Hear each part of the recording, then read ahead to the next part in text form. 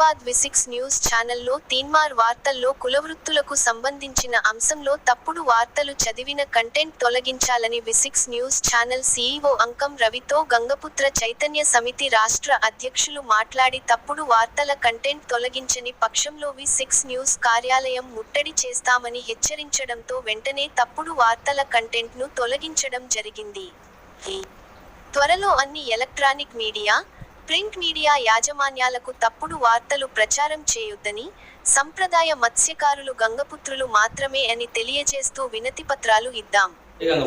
నేను మీ శంకర్ మంగిలిపల్లి గంగపుత్ర చైతన్య సమితి రాష్ట్ర అధ్యక్షులు.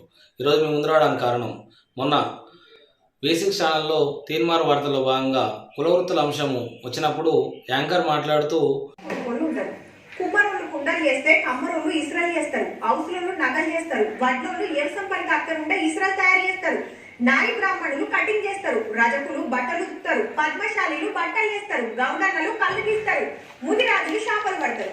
ఒకరు చేసే పని ఇంకొకరు.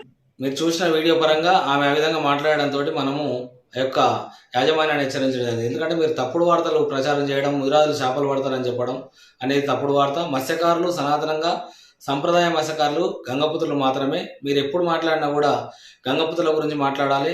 చేపలు పట్టే అంశం వస్తే గంగపుత్రుల పేరు తీయాలి మీరు అని చెప్పి వారికి హెచ్చరించడం జరిగింది. వారు వెంటనే ఈ యొక్క కంటెంట్ని తొలగించడం జరిగింది. అలాగే మనము ఈ యొక్క వార్తలు ప్రతిసారి ఇంతకుముందుకు టీవీ9 కూడా శివజ్యోతి మాట్లాడడం జరిగింది. ఇది మళ్ళీ పునరావృతం కాకుండా ఉండాలంటే మనము ఒక కార్యాచరణ తీసుకుందాము. మీ అందరు సహకారం కావాలి. ఏంటంటే ఈ మన తెలంగాణ రాష్ట్రంలో ప్రధాన ఛానల్గా ఉన్నటువంటి అన్ని ఛానల్స్కి మత్స్యకారుల జాతి గంగపుత్రులు మాత్రమే. మిగతా వాళ్ళు ఎవరైనా వృత్తి చేసుకుంటుండొచ్చు, కానీ వాళ్ళ కులవృత్తి కాదు అని వాళ్ళకి తెలిసే విధంగా అందరికీ యాజమాన్యాలకి వినతి పత్రాలు ఇవ్వడము, పేపర్లకు వినతి పత్రాలు ఇవ్వడము చేద్దాము. కాబట్టి దీనికి అందరూ కూడా సహకరించాలని చెప్పి కోరుకుంటూ, జై గంగపుత్ర, జై జై గంగపుత్ర.